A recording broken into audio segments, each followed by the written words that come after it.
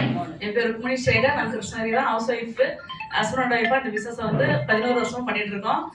நாங்கள் இந்த பிஸ்னஸ் பார்த்தது வந்து பார்த்தீங்கன்னா ஜூன் மாதம் 16ஆம் தேதி ஃபாதர்ஸ் டே அன்னைக்கு தான் நாங்கள் இந்த பிஸ்னஸ் ஆப்பர்ச்சுனிட்டி பார்த்தோம். நம்ம காட் ஃபாதர் தான் இந்த பிஸ்னஸை வந்து கொடுக்குறாருன்னு நினச்சிட்டு இந்த பிஸ்னஸ் ப்ராடக்ட் பிளான் எதுவுமே நாங்கள் தெரியாது, எங்களுக்கு புதுசு இல்லையா, புதுசாக பார்க்குறோம். அப்போ கடவுள் கொடுத்தா பெஸ்ட்டாக தான் கொடுப்பாரு அப்படின்னு சொல்லிட்டு நம்பினோம். அந்த மாதம் என்னோட ப்ராமிஸ் வேர்டு வந்து பார்த்தீங்கன்னா, இருளில் நடக்கிற ஜனங்கள் பெரிய வெளிச்சத்தை கண்டார்கள். அப்போ நம்ம அப்பா கொடுத்தாருன்னா பெஸ்ட்டாக தான் கொடுப்பாரு அப்படின்னு சொல்லிட்டு நான் நம்பினோம். ஏன்னா எங்களுக்கு வந்து கடவுள் கொடுத்துருக்கிற கடைசி வாய்ப்பு இதுதான். பிஸ்னஸ் எல்லாம் லாஸ் ஆயிடுச்சு, அடுத்து என்ன பண்ணுறதுன்னு தெரியல. பெரிய பேக்ரவுண்ட் கிடையாது, பெரிய பணம் கிடையாது, பெரிய படிப்பு கிடையாது எங்களுக்கு. எங்கள் குழந்தைகள் நல்லா, எங்களுக்கு 3 பொண்ணு ஒரு பையன், 4 பேர். இவங்க 4 பேர்த்து நல்லா படிக்க வைக்கணும், நல்லா பிரைட் ஃபியூச்சரை கொடுக்கணும்னு எங்களோட ட்ரீம், எங்களோட நோக்கம், எங்களோட எல்லா குறிக்கோள் எல்லாமே இருந்தது. அதனால நாங்கள் 2 பேரும் ரொம்ப ஹார்ட் ஒர்க் பண்ணுவோம். ஏன்னா ஒரு குழந்தைங்க வச்சிருக்கோம்னா இன்னைக்கு இங்கிலீஷ் மீடியம் படிக்க வச்சா உங்களுக்கெல்லாம் எவ்வளோ சிரமம் இருக்குன்னு தெரியும். 4 பேர் இப்போ ப்ரீ கேஜிலேருந்தே கான்வென்ட்ல தான் படித்தாங்க. அப்படி இருக்கும்போது பார்த்தீங்கன்னா நிறைய ஹார்ட் ஒர்க் பண்ணுவோம். எங்களுக்கு நிரந்தரமாக வருமானம் இல்லைன்றதுனால அப்ஸ் அண்ட் டவுன்ஸ் இருக்கும், ரெகுலராக இருக்கும். அப்போ வந்து பார்த்தீங்கன்னா எங்கள் பொண்ணுங்களுக்கு கல்யாணம் பண்ணும்போது போடணும்னு சொல்லிட்டு நகைலாம் சேர்த்து வச்சிருப்போம். அந்த நகையை கொண்டு போயிட்டு ஒவ்வொரு வருஷமும் அடமானம் வைப்போம், திரும்ப வாங்கவே முடியாது. 1 கிராம் கூட நாங்கள் வாங்கினதே கிடையாது, வாங்கவே இல்லை, திரும்ப வாங்கலை, போயிடுச்சு எல்லாமே. அப்போ எங்கள் 3 பொண்ணுங்களுக்கு கால் கொலுசு 250 கிராம் வச்சிருக்குன்னு ஞாபகம் இருக்கு. அப்போ கொண்டு போயிட்டு வச்சுட்டு வீட்டு வாடகை கட்டணும், அதுதான் கடைசி. அப்போ இந்த பிசினஸ் ஆப்பர்ச்சுனிட்டி நான் பார்க்கும்போது முதலீடு கிடையாது, படிப்பு தேவையில்லை, நம்மளால யாருக்கும் லாஸ் கிடையாது, நமக்கும் லாஸ் கிடையாது. அப்போ நாம ஏன் இது பண்ணக்கூடாதுன்னு சொல்லிட்டு முடிவு பண்ண ஆரம்பிச்சோம். விக்டோரியா மேடமோட பேமெண்ட் 20 ரூபாயில இருந்து நம்ம போட்டு காட்டும் போது நாங்களே வாங்கின மாதிரி நம்ம ஃபீல் பண்ணோம். ராஜன் சாரோட அந்த கேசட் போட்டு காட்டுவோம். எங்களுக்கு இப்போ பெருசா நாங்கள் பிளான்லாம் காட்ட தெரியாது. அந்த வீடியோ பிளே பண்ணிடுவோம், விக்டோரியா மேடமோட பேமெண்ட் காட்டுவோம். காட்டிட்டு எங்களுக்கு ப்ராடக்ட் வந்து எங்களோட வீட்டில் ஷோகேஸ் மேஜிக் கார்னர் வச்சிருக்கோம். எல்லா ப்ராடக்ட்டும் எங்கள் வீட்டில் இருக்கும். வந்து பார்ப்பாங்க. நாங்கள் ஸ்டாக் பாயிண்ட் வந்து இங்கே கிடையாது, சேலத்தில் இருந்தது. என்னென்ன வேணுமோ அவங்களுக்கு அந்த ப்ராடக்ட் கொடுத்துருவோம். அவங்க பேரில் பில் போட்டு நாங்கள் எடுத்துப்போம். ஒரு 10,000 ப்ராடக்ட் எங்கிட்ட ஸ்டாக் எப்பவுமே இருக்கும். இப்படி தான் நாங்கள் பிஸ்னஸ் டெவலப் பண்ணோம். அப்போ வந்து பார்த்தீங்கன்னா 321 ரூபா வந்தது எங்களுக்கு ஃபர்ஸ்ட் மந்த்து. அப்போ மேடம் 20 ரூபா வாங்கியிருக்காங்க, நம்ம 321 ரூபா வந்துருக்கு, பரவாயில்ல, நல்ல நம்மளோட சக்ஸஸ் பண்ணிடுவோம்னு நம்பிக்கை வந்துச்சு. அடுத்த மாதம் 1300, 6000 சில்லற, 14,000 இப்படி அப்படியே டக்கு இன்க்ரீஸ் ஆகும்போது வந்து பார்த்தீங்கன்னா எங்களுக்கு ஒரு நல்ல ஒரு கான்ஃபிடன்ட் வந்துச்சு. ஃபர்ஸ்ட் ட்ரிப் டிராவல் பண்ணி வந்துச்சு, டூர் தான் போகலான்னு சொல்லிட்டு இப்போ இருந்தோம். அப்போ நாங்கள் வேற பிஸ்னஸ் பண்ணிட்டு இருந்தோம், பிஸ்னஸ் எல்லாம் லாஸ் ஆயிடுச்சு. இந்த பிஸ்னஸ் நாங்கள் சக்ஸஸ் பண்ணியிருக்கிறோம்னு சொல்லிட்டு நம்ம கூட இருக்கிறவங்களுக்கெல்லாம் எப்படி நிரூபிக்கிறது, கார் வாங்கணும்னு சொல்லிட்டு முடிவு பண்ணோம். ஃபர்ஸ்ட் நாங்கள் ஜாயின் பண்ணி 18வது மாதம் மாருதி சியாஸ் காரு, நாங்கள் கார் ஷோரூம் புதுசாக காரெல்லாம் வாங்கணும்னு நாங்கள் கண்டிப்பாக நினச்சி கூட பார்த்ததே கிடையாது. ஒரு ஆம்னி வேன் வச்சிருப்போம், 4 பசங்க, எங்களுக்கு 4 பேர் அங்கே 4 கார்னரில் உட்காந்துப்பாங்க. எங்களுக்கு முன்னாடி 3 பேர் 2 பேர் உட்காரத்துக்கு வசதியாக இருக்குது ட்ராவல் பண்ணுறதுக்கு. அதெல்லாம் நாங்கள் ட்ராவல் பண்ணியிருப்போம் கடைசி வரைக்கும், இந்த வெஸ்டேஜ் வாய்ப்புக்கு வரலன்னா. அப்போ வந்து பார்த்தீங்கன்னா அந்த கார் எடுக்கும்போது இவ்வளோ ரிஸ்க் எடுத்துட்டோம். அப்போ நண்பர் சொன்னார் இல்லைங்களா, சார் பெரிய பட்ஜெட்டுக்கு போயிடாதீங்க, 12 லட்சம் ரூபான்றது பெரிய அமௌண்ட்டு, இப்போ தான் நீங்கள் வந்து கொஞ்சம் கொஞ்சமாக வளர்ந்து வந்துட்டு இருக்கிறீங்க. நாங்கள் இவ்வளோ ரிஸ்க் எடுத்தோம், இதுக்காக கொஞ்சம் ரிஸ்க் எடுப்போம் அப்படின்னு சொல்லிட்டு நான் தான் எடுக்கலாம் அப்படின்னு சொல்லிட்டு முடிவு பண்ணோம். அப்போ என்ன கார் என்ன கலர்னு கூட நாங்கள் டிசைட் பண்ணிட்டு போய் இப்போ எடுத்தோம். அந்த காரில் வந்து 2 லட்சம் கிலோமீட்டர் கண்ணாடி கீழே கூட இறக்குறதே கிடையாது. ஏசி போட்டு தான் நாங்கள் ட்ராவல் பண்ணியிருக்கோம்.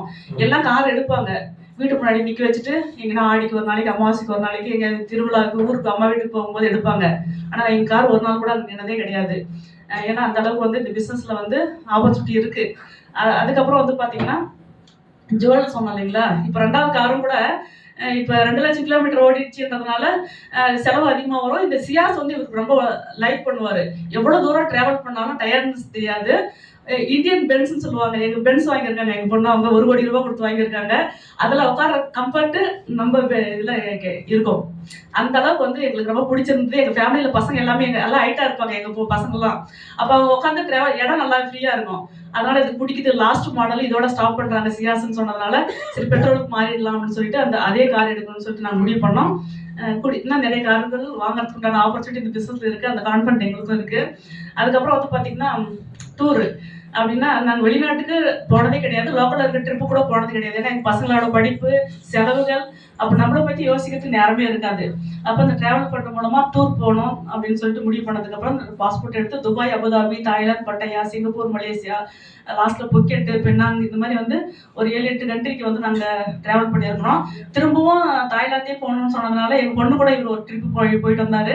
அதுக்கப்புறம் கோவாவுக்கு 2 ட்ரிப் எனக்கு போகிறேன் பேரன் கூட லாஸ்ட்டு உண்மையாகவே ஃபாரின் ட்ரிப் போகும்போது கூட அந்தளவுக்கு நாங்கள் என்ஜாய் பண்ணலை. எங்கள் பேரன் கூட போயிட்டு இந்த கோவா ட்ரிப் அந்தளவுக்கு நாங்கள் ஜாலியாக என்ஜாய் பண்ணிட்டு வந்தோம்.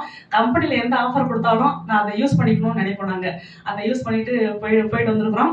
அதுக்கப்புறம் ஜுவல் சொன்னோம் இல்லைங்களா, 250 கிராம் கொண்டு போய் விற்றோம். ஆனால் எங்கள் பேரனுக்கு தட்டு வாங்கணும், வெள்ளி தட்டுன்னு முடிவு பண்ணோம். அப்போ அது எடை போடும்போது பார்த்தீங்கன்னா 250 கிராம் இருந்துச்சு. எங்கள் பொண்ணுக்கு வந்து கல்யாணம் பண்ணோம். 2வது டைம் பொண்ணுக்கு வந்து கொரோனா டைமில் தான் மேரேஜ் பண்ணோம்.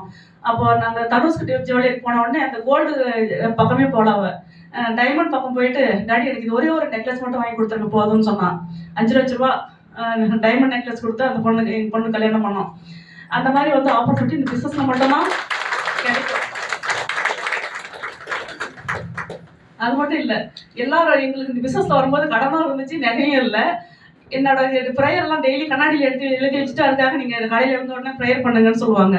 அப்போ நான் கண்ணாடியில் எழுதி வச்சுருப்பேன், 5 லட்ச ரூபா கடன் அடைக்கணும், ஒரு மாதம் 50,000 ரூபா ரெகுலர் இன்கம் வரணும், அதுக்கப்புறம் வந்து பார்த்தீங்கன்னா எங்கள் பொண்ணுங்களுக்கெல்லாம் நகை எடுத்து போடணும். இந்த மாதிரி தான் என்னோட ப்ரேயர் காலையில் இருந்தோடனே செல்ஃப் டாக் பண்ணுவோம் நாங்கள். அப்போ 50,000 ரூபாய் இல்லை, இன்றைக்கி வந்து 6 இலக்க வருமானம். கொரோனா டைமில் கூட பார்த்தீங்கன்னா 1 லட்ச ரூபா குறைவு இல்லாமல் வருமானம் வந்துச்சு எங்களுக்கு இந்த பிஸ்னஸில். ஏன்னா பிஸ்னஸில் லட்சக்கணக்கில் நம்ம சம்பாதிச்சோம். ஆனால் 1 லட்ச ரூபா ஒன்றும் அக்கௌண்ட்டில் இருந்ததே கிடையாது. ஏன்னா ஃபர்னிச்சர் கடை வச்சுருப்போம், டெய்லி ரொட்டேஷன் ஆகும். மணலில் ஊற்றின தண்ணி மாதிரி தான், எங்கே இருக்குன்னே தெரியாது, தேடி பார்க்கணும். பிஸ்னஸ் மேனுங்களுக்குலாம் தெரியும். ஆனால் இந்த பிஸ்னஸில் மட்டும்தான் ரெகுலர் இன்கம் இருக்குது. நான் முன்னெல்லாம் துணி கடைக்கு போனான்னு வச்சுக்கோங்களேன், ஒவ்வொரு துணியாக எடுத்து பார்த்து எங்கள் பசங்களுக்கு மட்டும் எடுத்தால் போதும், நமக்கு வேண்டாம் அப்படின்னு சொல்லுவோம். ஆனால் இப்போ நீங்கள் துணி கடைக்கு போனால் 10 ட்ரெஸ்னா கூட இவருக்கு கலர் கலராக சட்டை போடுவதனால நிறைய விருப்பம். அதே மாதிரி ஜுவல்லு நான் கூட அதிகமாக போட மாட்டேன், இவருக்கு ரொம்ப லைக் பண்ணுவார். இன்னைக்கு இவரே 10 பவுன் நகை வச்சிருக்கிறாரு. அந்த அளவுக்கு வந்து இந்த பிஸ்னஸ் மூலமாக நாங்கள் என்னென்னலாம் அடையணும்னு ஆசைப்பட்டோமோ அதுக்கு முன்னாடிலாம் லைஃப்பை வாழ்ந்தா போதும்னு வாழ்ந்துட்டு இருந்தோம். ஆனால் இப்போ என்ஜாய் பண்ணி வாழ்ந்துட்டு